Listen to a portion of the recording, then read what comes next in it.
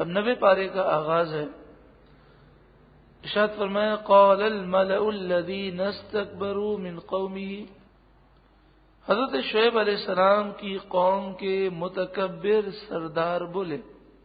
الملأ سردار، الذين استكبروا جنہوں نے تکبر کیا، من قومه حضرت شعیب علیہ السلام کی قوم میں سے. آپ جگہ جگہ دیکھ رہے ہیں کہ جب بھی بات کا ذکر ہوتا ہے تو یہ کہا جاتا ہے کہ قوم کے سرداروں نے یہ جواب دیا. سوال یہ ہے کہ جو عام لوگ تھے ان کا جواب کیا تھا؟ تو عام طور پر جب انسان کا دل نور ایمان سے روشن نہیں ہوتا تو وہ آنکھیں بند کر کے دولت کی پوجا کرتا ہے، اور جو دولت مند ہوتے ہیں، سردار ہوتے ہیں، نواب ہوتے ہیں، حکمراں ہوتے ہیں، وہ انہی کے پیچھے چلتے ہیں. تو مراد یہ ہے کہ ساری قوم کی طرف سے سرداروں نے یہ کہا، اور سردار جو کہتے تھے وہ کافر قوم انہی کے پیچھے چلتی تھی. ان واقعات میں مسلمانوں کے لیے درس یہ ہے کہ اسلام نے ہمیں جو سوچ دی ہے وہ سوچ اتنی پیاری ہے کہ ہم یہ نہ دیکھیں کہ مالدار، سیٹھ، نواب، سردار، حاکم، بادشاہ، صدر، وزیر اعظم، وزیر اعلیٰ کیا کر رہا ہے، بلکہ ہم یہ دیکھیں کہ اللہ اور اس کے رسول کا حکم کیا ہے. جتنے بھی برے فیشن آتے ہیں اور جتنی بھی بے حیائی کے کام آتے ہیں سب سے پہلے مالدار طبقہ اسے اپناتا ہے، اور پھر وہ فیشن کا حصہ بن جاتا ہے، کیونکہ مالدار جب طبقہ کرتا ہے تو غریب لوگ بھی ان کے پیچھے آنکھیں بند کر کے چلتے ہیں. قال الملأ الذين استكبروا من قومه. کافر قوم کے متکبر سردار بولے لَنُخْرِجَنَّكَ يَا شُعَيْبُ. ضرور ہم آپ کو نکال دیں گے شعیب. وَالَّذِينَ آمَنُوا مَعَكَ. اور جو آپ کے ساتھ ایمان والے ہیں ہم انہیں بھی نکال دیں گے. مِنْ قَرْيَتِنَا. ہماری بستی سے. یہ انہوں نے دھمکی دی. أَوْ لَتَعُودُنَّ فی ملتنا. یا ضرور آپ آ جائیں گے ہمارے دین میں. یعنی دو صورتیں ہیں، بستی میں رہنا ہے تو ہمارا دین اختیار کر لیجیے، ورنہ ہم آپ کو بستی سے نکال دیں گے. اور یہاں پر کوئی یہ نہ سمجھے کہ اللہ تبارک و تعالی کو طاقت نہیں، نعوذ باللہ من ذالک. شعیب علیہ الصلوۃ والسلام اللہ کے نبی ہیں. بظاہر کافروں کے پاس طاقتیں ہیں اور وہ آپ کو دھمکی دے رکھے ہیں. تو اللہ رب العالمین کی طاقت کے بارے میں تو کوئی کلام ممکن ہی نہیں ہے، کیونکہ وہ تو ہر چاہت پر قادر ہے. اس کی مصلحت ہے، مشیت ہے. جہاں تک تعلق ہے اللہ والوں کا، تو اللہ والے بھی طاقت رکھتے ہیں، مگر وہ طاقت کا اظہار اللہ کے حکم سے کرتے ہیں اور وہ اللہ کی رضا پر راضی ہوتے ہیں. حضرت حسین بن منصور حلاج رحمت اللہ تعالی علیہ پر جھوٹا الزام لگایا گیا، اور ایک وزیر جو آپ سے بغض رکھتا تھا اس نے جھوٹا الزام لگا کر بادشاہ سے پھانسی کا حکم لے لیا اور آپ کو جیل میں ڈال دیا گیا. پھانسی کا حکم ہو گیا، آپ کے لیے اعلان ہو گیا کہ فلاں تاریخ کو آپ کو سرعام پھانسی دی جائے گی. اور کس طرح حکم آپ کے لیے تھا؟ آپ کے لیے حکم یہ تھا کہ آپ کے پہلے ہاتھ پاؤں جو ہے کاٹے جائیں گے، پھر آپ کی آنکھیں پھوڑی جائیں گی، پھر آپ کی زبان کاٹی جائے گی، پھر آپ کی گردن کاٹی جائے گی، پھر اس کے بعد آپ کو جلا دیا جائے گا اور راکھ جو ہے دریا میں بہا دی جائے گی. اتنا سخت حکم تھا. حضرت حسین بن منصور حلاج آپ جیل میں تھے تو آپ نے سارے قیدیوں سے کہا کہ کیا تم یہاں سے بھاگنا چاہتے ہو؟ میں تمہیں اس قید سے آزاد کرا دوں؟ تو سارے ہنسنے لگے اور کہنے لگے کہ کیسی بات کرتے ہیں، خود تو زنجیروں میں جکڑے ہوئے ہیں اور ہمیں کہتے ہیں میں آزاد کرا دوں۔ تو آپ نے فرمایا تم سب بے گناہ ہو، تم ٹھیک ہے مجھ پر ہنس رہے ہو، لیکن میں دنیا سے جانے سے پہلے تم پر یہ احسان کرنا چاہتا ہوں۔ یہ کہہ کر آپ نے اپنی آنکھ سے اشارہ کیا، ساری زنجیریں ٹوٹ گئیں ان کی، 300 قیدیوں کی، اپنی زنجیروں میں وہ بندھے ہوئے ہیں۔ 300 قیدی جو ہے زنجیروں سے آزاد ہو گئے۔ تو قیدی کہنے لگے حضرت اللہ آپ کا بھلا کرے، آپ نے ہمیں آزاد تو کیا مگر جائیں کہاں سے، جیل کے دروازے تو بند ہیں۔ تو آپ نے سامنے دیوار کی طرف اشارہ کیا تو اس دیوار کے اندر قدرتی طور پر دروازہ پیدا ہوا، فرمایا یہاں سے نکل جاؤ۔ تو سارے قیدی آپ کو شکریہ ادا کر کے کہتے ہیں حضرت یہ تو بتائیے کہ ہم 300 ہیں، آپ ہمیں ہماری چھٹی کروا رہے ہیں اور خود آپ جو ہے زنجیروں میں جکڑے ہوئے ہیں۔ تو فرمایا میں رب کی رضا پر راضی ہوں، میرے مولا کی رضا اس میں ہے، میں راضی ہوں، مجھے شہادت کا رتبہ پانا۔ پھر ایک شخص آپ کی خدمت میں آئے، ایک بزرگ ملاقات کے لیے جیل میں، اور کہنے لگے حضرت یہ بتائیے صبر کی تعریف کیا ہے، صبر کسے کہتے ہیں، صبر کسے کہتے ہیں؟ تو آپ نے فرمایا صبر میں تمہیں دکھاتا ہوں۔ یہ کہہ کر آپ نے اپنی زنجیروں کی طرف دیکھا تو ساری زنجیریں ٹوٹ گئیں، اور پھر آپ نے جیل کی دیوار کو دیکھا تو دیوار گر گئی۔ آپ نے فرمایا یہ طاقت رکھنے کے باوجود بھی میں زنجیروں میں جکڑا ہوا ہوں۔ یہ کہہ کر دوبارہ اشارہ کیا، دوبارہ دیوار بن گئی، زنجیریں جو ہیں وہ جکڑ دی گئی۔ فرمایا صبر اسے کہتے ہیں، یعنی آپ نے کہا طاقت رکھنے کے باوجود مولا کی رضا پر راضی رہنا یہ صبر ہے۔ تو تقدیر کا جو فیصلہ ہے اس پر راضی ہے۔ تو وہ کہنے لگا حضرت فقر کسے کہتے ہیں؟ تو آپ نے ایک بہت بڑا پتھر تھا جیل میں، اس کی طرف دیکھا تو وہ پورا سونے کا بن گیا۔ آپ نے فرمایا دیکھو یہ اللہ نے مجھے طاقت دی ہے، مگر مجھے کبھی بھی 1 مہینے تک کبھی ایسا نہیں ہوا کہ روزانہ میں روٹی کھا سکا ہوں، یعنی باوجود طاقت کے میں نے فقر اختیار کیا، یہ فقر ہے۔ تو وہ کہنے لگا حضرت بہادری کسے کہتے ہیں؟ تو آپ نے فرمایا وہ کل بتاؤں گا۔ وہ چلے گئے۔ خواب میں انہوں نے دیکھا کہ میدان قیامت ہے اور رب کے دربار میں حسین بن منصور حلاج حاضر ہیں۔ اللہ تعالیٰ فرماتا ہے اے حسین بن منصور حلاج، جن لوگوں نے تم سے محبت کی میں نے ان سب کو بخش دیا، اور جنہوں نے تم سے بغض رکھا میں ان سب کو جہنم میں ڈالوں گا، صرف تمہاری وجہ سے کہ تم سے بغض کیوں رکھا۔ تو حضرت حسین بن منصور حلاج نے رب کی بارگاہ میں عرض کی اے مالک تو انہیں بھی بخش دے، تو انہیں بھی بخش دے۔ تو فرمایا اللہ تعالیٰ نے کہ میں نے انہیں بھی بخش دیا۔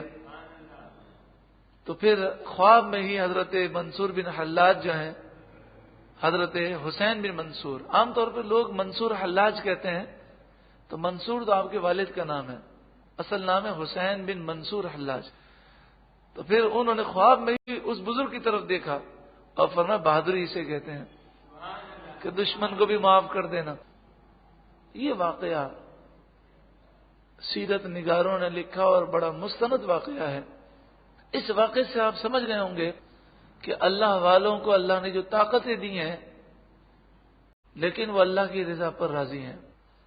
18 سال تک حضرت ایوب علیہ السلام نے شفا کی دعا نہیں مانگی، 18 سال تک۔ اتنے مریض ہیں، اتنے بیمار ہیں، بچے انتقال کر گئے، سارے مکانات مویشی سب ہلاک ہو گئے۔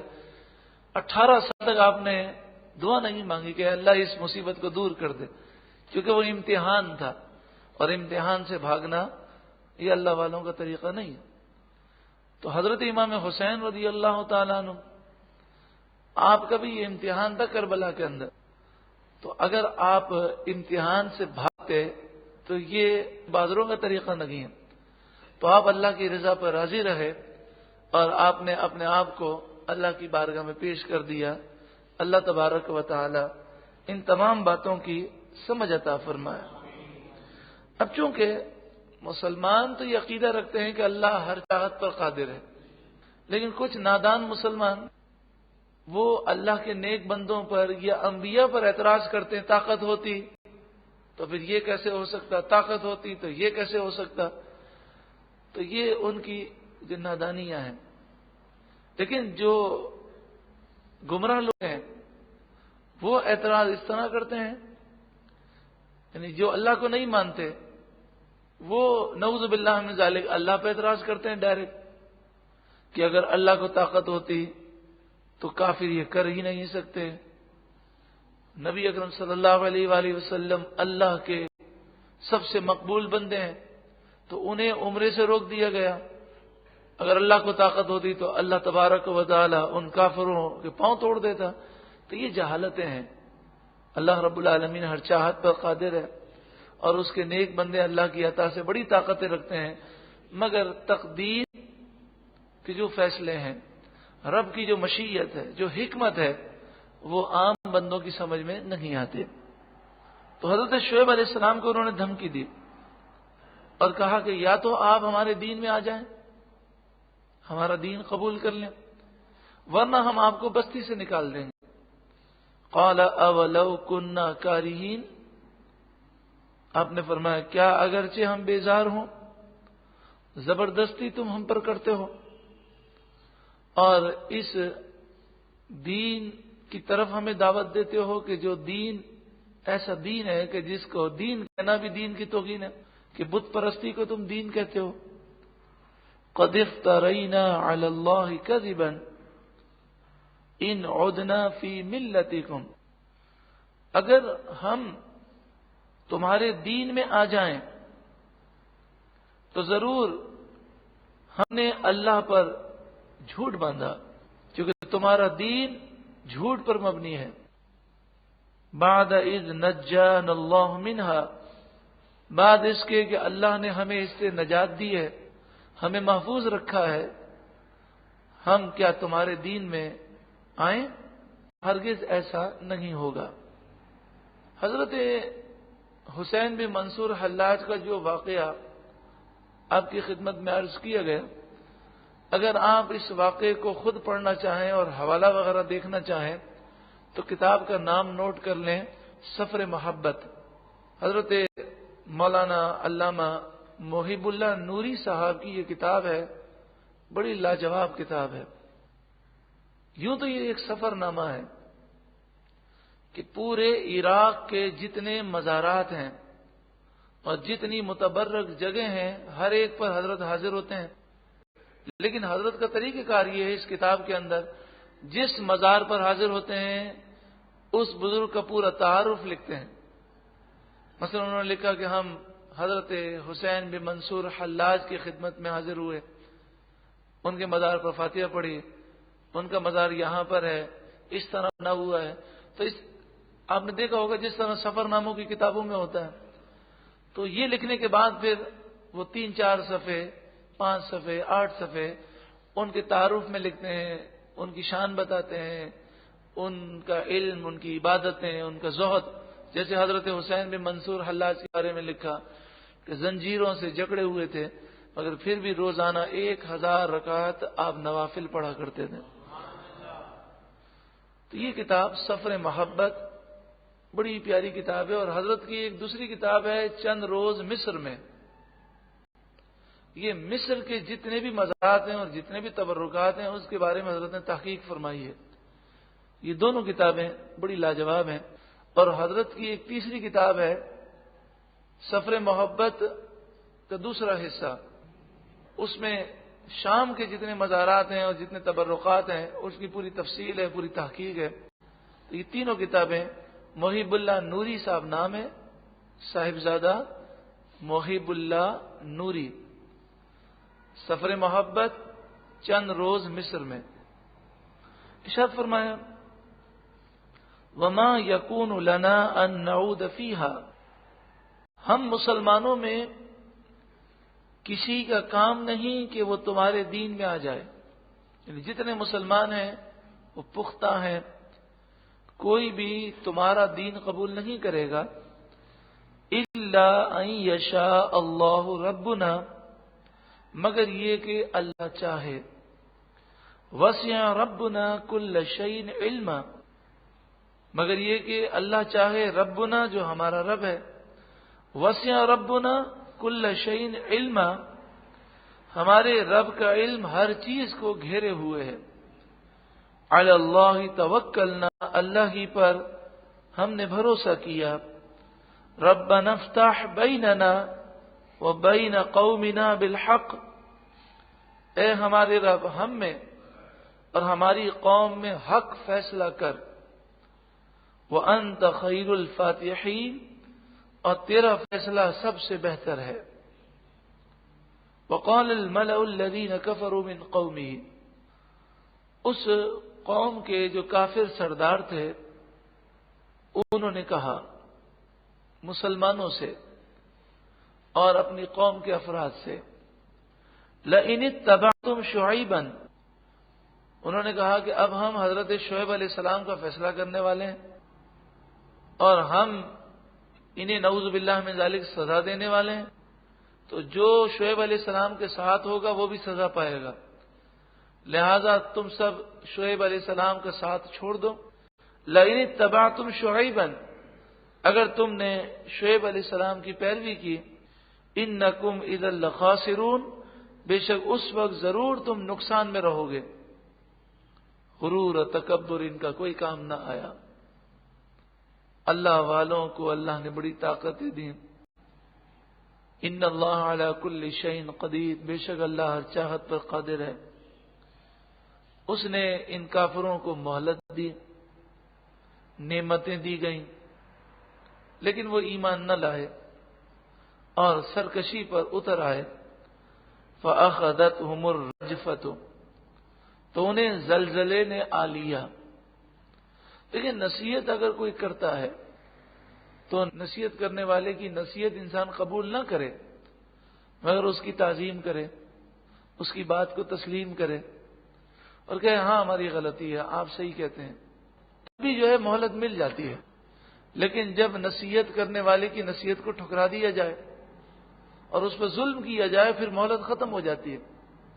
جیسا کہ تاریخ کی کتابوں میں یہ واقعہ لکھا کہ بغداد معلی میں، عراق شریف میں، چونکہ بغداد معلی یہ کسی زمانے میں صدیاں رہیں، صدیاں گزر گئیں، وہ دارالحکومت رہا اسلامی گورنمنٹ کا، تو بادشاہوں نے بہت زیادہ شراب اور ناچ اور زنا کو عام کیا، اتنے مقدس شہر کے اندر وہ یہ گناہ کرنے لگے۔ جو علماء اور جو صالحین سمجھاتے انہیں قتل کر دیا جاتا، ظلم و ستم کی انہوں نے انتہا کر دی۔ تو ایک مجذوب وہ بغداد کی گلیوں میں رات کو نکلتا اور وہ زور زور سے یہ کہتا کہ اے لوگوں اللہ سے ڈرو اور رات کی تنہائیوں میں شراب مت پیو، زنا مت کرو، گناہ مت کرو، اللہ کا غضب اور عذاب ان قریب آنے والا ہے، توبہ کرو تو بچ جاؤ گے۔ ایک دن، دو دن، تین دن، تو بغداد معلی میں جو شریر لوگ رہتے تھے انہوں نے کہا کہ یہ بڑا تنگ کرتا ہے، ہماری نیند خراب کرتا ہے اور تہجد کے وقت وہ آوازیں مارتا ہے۔ انہوں نے کیا کیا کہ پتھر جمع کیے اور جب وہ مجذوب رات کو نکلا تو انہوں نے اس کو مارنا شروع کیا، یہاں تک کہ وہ ڈراتا رہا اور انہوں نے پتھر مار مار کے اسے شہید کر دیا۔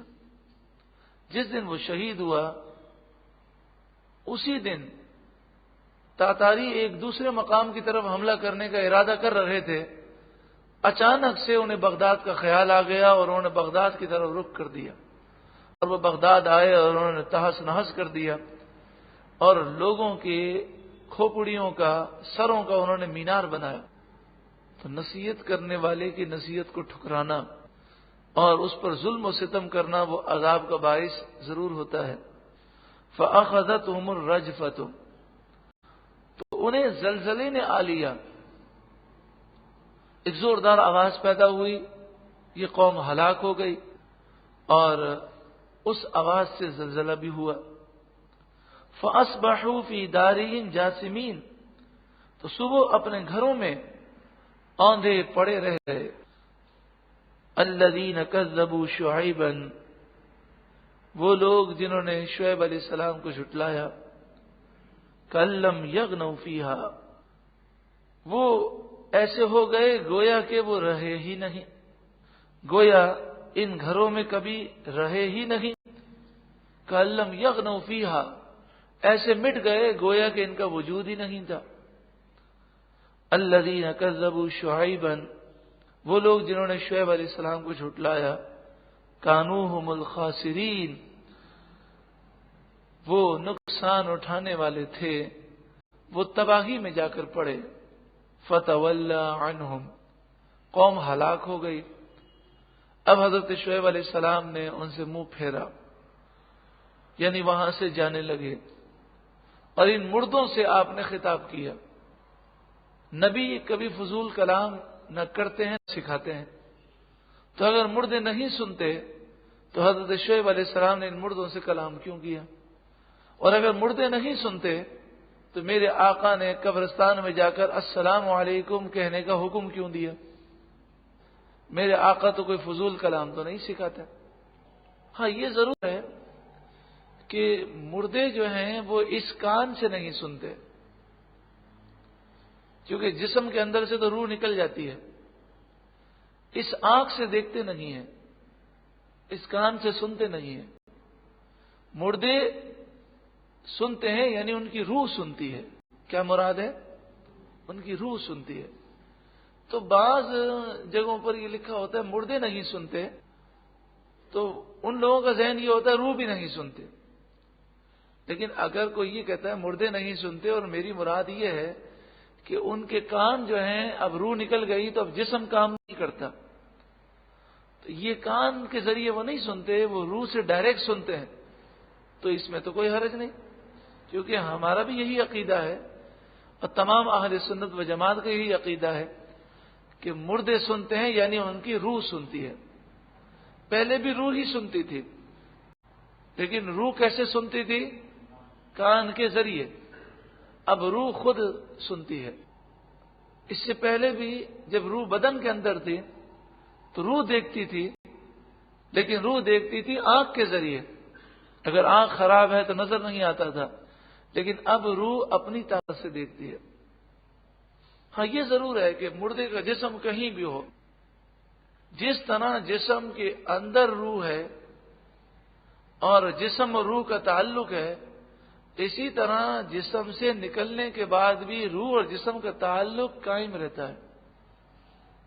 لہذا آپ صلی اللہ علیہ وآلہ وسلم نے فرمایا کہ جس چیز سے زندہ انسان کو تکلیف ہوتی ہے اسی چیز سے مردہ کو بھی تکلیف ہوتی ہے، تو نہلاتے ہوئے احتیاط کرنی چاہیے، نرمی سے نہلانا چاہیے۔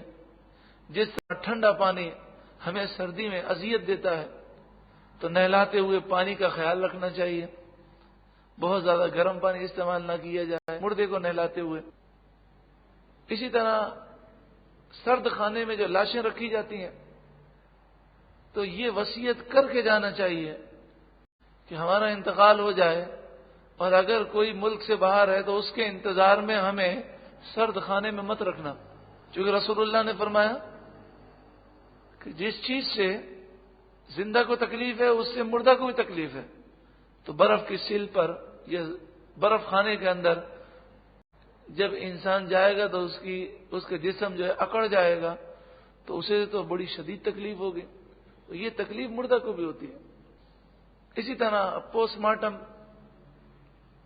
جو کروایا جاتا ہے، تو پوسٹ مارٹم بھی بغیر شرعی اجازت کے جو کروانے کی اجازت نہیں ہے۔ بعض صورتیں ہیں کہ جو قاتل ہے اس کے بارے میں معلومات حاصل کرنی ہو اور پوسٹ مارٹم سے قاتل پکڑا جائے گا، تو بعض علماء نے اس کی اجازت دی، ورنہ بلا وجہ پوسٹ مارٹم کرنا۔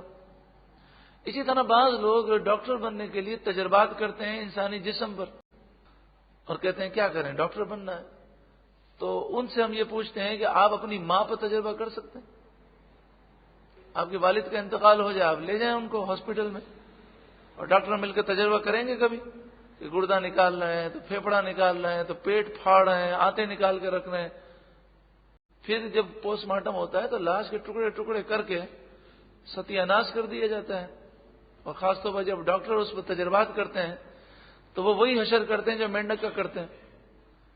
تو اگر ماں کے اوپر، اپنے بھائی پر، اپنی اولاد پر تجربہ آپ نہیں کر سکتے تو لا وارث مسلمان نے قصور کیا کیا کہ اس پر آپ جو ہے یہ تجربات کرتے ہیں. اللہ رب العالمین ہمیں ان باتوں کی سمجھ عطا فرمائے. وقال یا قومی،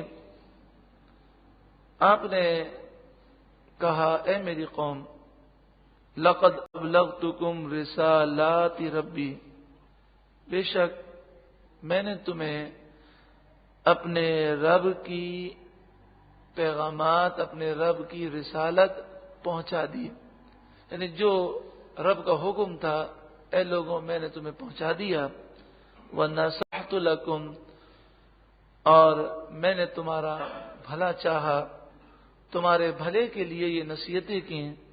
فَكَيْفَ آسَىٰ عَلَىٰ قَوْمٍ كَافِرِينَ، تو کافر قوم پر کیوں کر غم کروں، جن لوگوں نے ہدایت کو دیکھنے کے باوجود ہدایت کا انکار کیا، ان پر غم کیسے کیا جا سکتا ہے. اللہ رب العالمین ہمیں سچی پکی توبہ نصیب فرمائے. یہ واقعات محض واقعات کے لیے نہیں بلکہ عبرت کے لیے ہیں. اللہ تعالی ہمیں ان سے عبرت حاصل کرنے کی توفیق عطا فرمائے. زندگی بے حد بے حد بے حد مختصر ہے. ایک نہ ایک دن یہ زندگی ختم ہو جائے گی، ساری باتیں یہیں رہ جائیں گی. کامیاب وہی ہے وَمَن يُطِعِ اللَّهَ وَرَسُولَهُ فَقَدْ فَازَ فَوْزًا عَظِيمًا، جس نے اللہ اور اس کے رسول کی فرما برداری کی صرف وہی کامیاب ہے. اللہ تعالی عمل کرنے کی توفیق عطا فرمائے.